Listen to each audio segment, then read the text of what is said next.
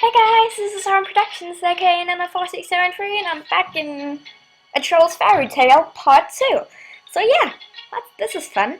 By the way, this is like a playthrough, right? Because I don't know what to do. This is like, I don't know anything about this game at all. I'm going to, excuse me, get the volume a tiny bit up, and then we're just going to leave it at that.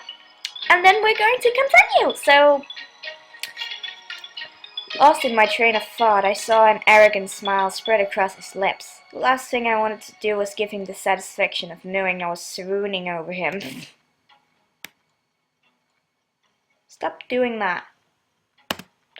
I roughly snatched my wrist out of his hand and straightened up, trying to maintain my dignity. But before I could say anything, he suddenly let out a stifled laugh while eyeing me from head to toe. "Can I help you with something, Your Highness?" "You sure thing since you're offering. Don't call me Your Highness. Prince Damin will do just fine." Arrogant little. And secondly, with one smooth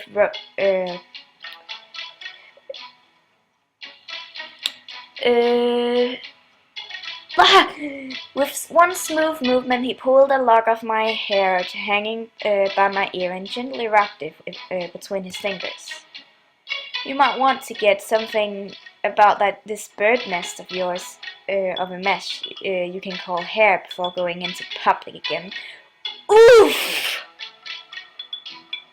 Are you insulting my hair? "Oh, aren't you a little bastard? My hair is awesome. You're just jealous." My mouth hung open in a complete shock. A woman's hair was her glory, and something in a troll's all trolls in my clan pride themselves on. Even if their skin was rough and their features are somewhat unpleasant, they at least had hope in their beautiful hair. Swabbing his hand away, I snarled at the boys who were now cowering behind the prince. "If I catch you near my mother's flowers garden again, I'll rip your toes off and shove them into your eye sockets." With one last narrow look at the prince, I shoved past him and tried to escape back inside. "I'm curious about something though, Buttercup. That's not my name, and I'm done talking to you, so..." My words fell on deaf ears, because he continued to talk as if I hadn't said anything at all. "Seeing how the festival is near, you would think that you wouldn't come out of the house looking so mangled." "Are you going to continue insulting me? Okay, maybe I should have taken the hair thing on, okay? But I don't care about my looks, so go to hell." Sorry, I shouldn't be so. I'm rambling. I'm like getting angry at them. "I'm sure your appearance alone was probably sacred of any potential sweethearts that might have passed this way." I stopped dead in my tracks, and I could feel anger rushing over me like a wave. I heard his footsteps walking up to abruptly stopping right behind me. The smell of cinnamon spice floated towards my nose once again, and I felt him lower his head towards my shoulder. "You wouldn't happen to be participating in the festival this year, would you? Judging by your apparel, it looks like you've been on a pretty long losing streak," he said in a low whisper, and I felt his breath brush against my cheek, and I felt his hand tug at another strand of my hair. How is me not finding a mate considering losing a streak? Considered it. With my fist clenched at my side, I did something that will probably be the talk of the town for years. I punched the Golden Prince! Damn, this is going to hurt. I felt a strong impact on my fist, hitting his right cheek, and watched as he fell back and looked up at me staggered.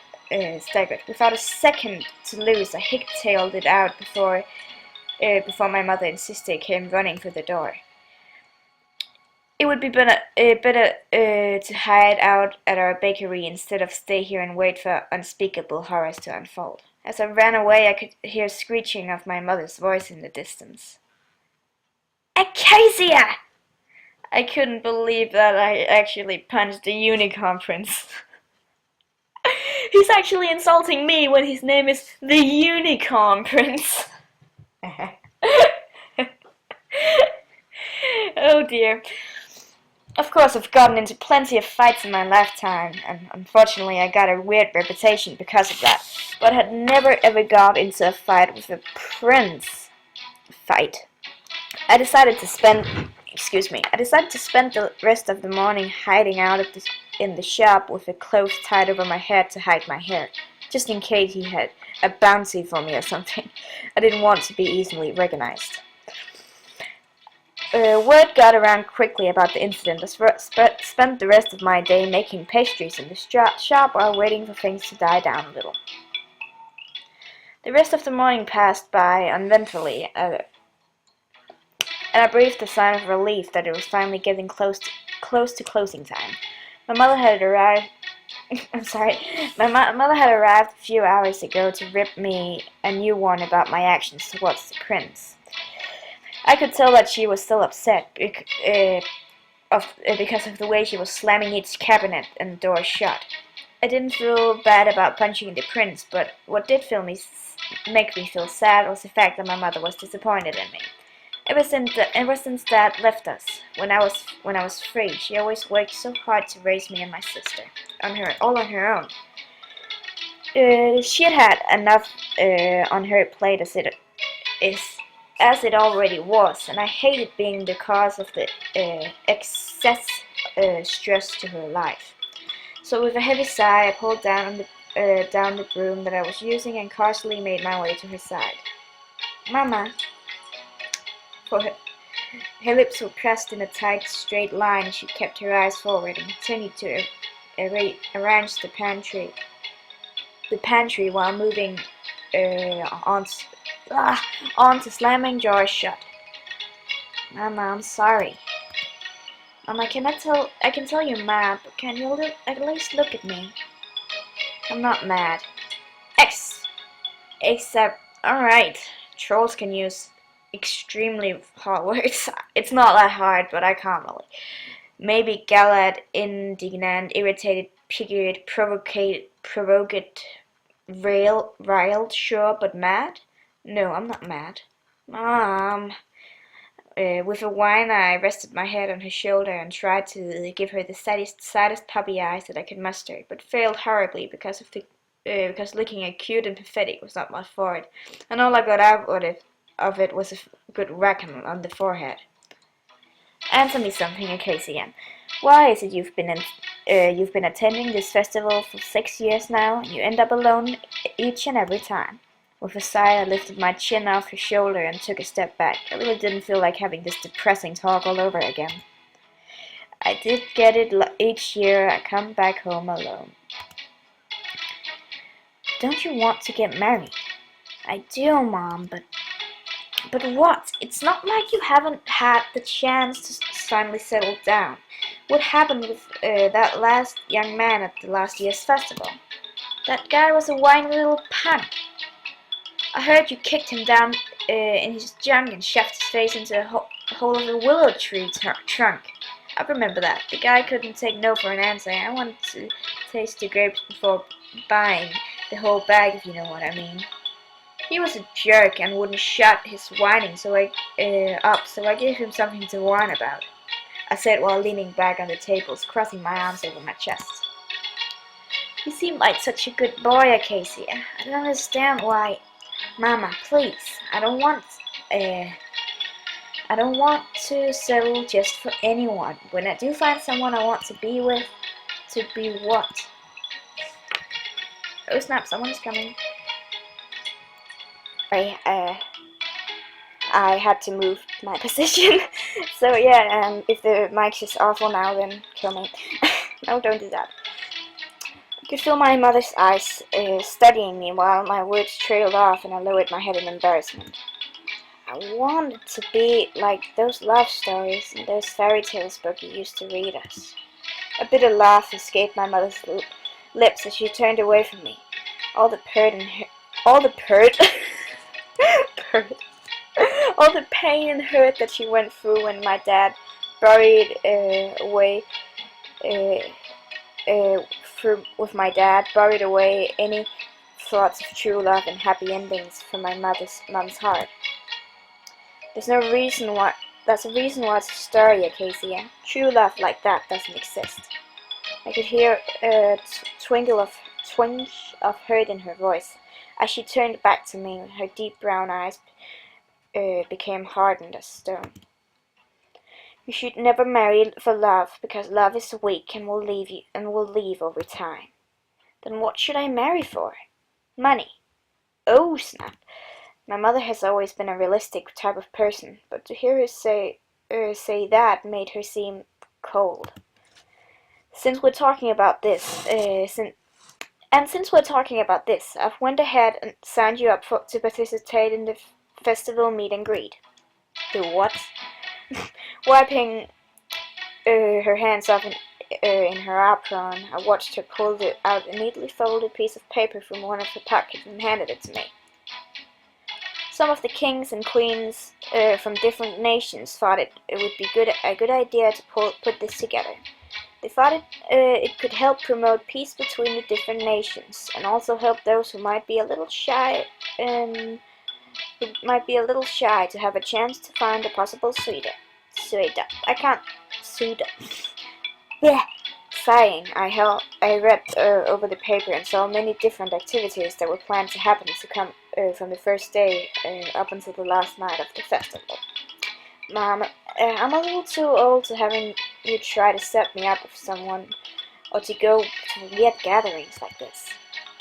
I really don't I don't really think you have any ground to be telling me that now. You punched a unicorn. The prince, no doubt, for goodness sake. I'm amazed that poor boy didn't press charges against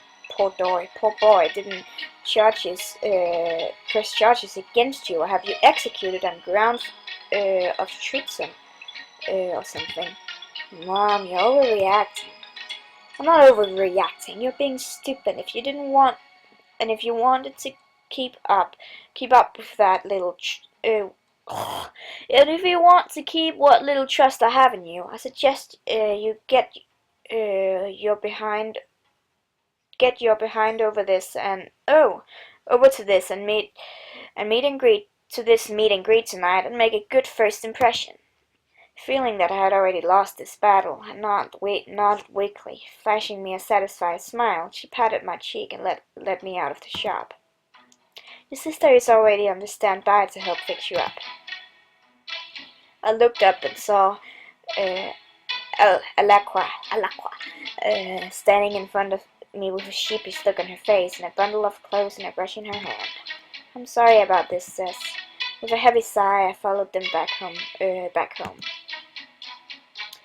As I laid limply on my bed, I tried to ignore my scalp throbbing in pain as my sister ragged and combed through my knotted hair. Why is it that you had all this hair and yet you never take care of it? This is the style I'm going for. What, a mess of a bird's nest? What was that? Lifting my head off the bed and narrowed my eyes at her. Oh, come on, you have to admit that was pretty interesting out there. I don't see anything interesting about it. He obviously don't understand the logic behind staying out of a child's personal space. I wouldn't mind if...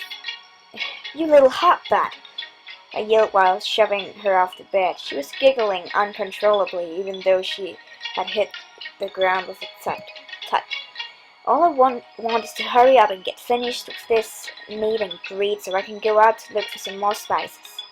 Sitting up and resting her head on the edge of the bed, she looked up at me with wide eyes. You really are a hopeless romantic. What are you talking about? I just want to try this new recipe out. Without knowing, she raised one eyebrow and shook her head. I know why you're so upset about Mom giving that lady your pastries from before. I have to end the episode here. I will see you guys in the next one. I hope this is interesting for you. I think it's pretty cool. So, see you.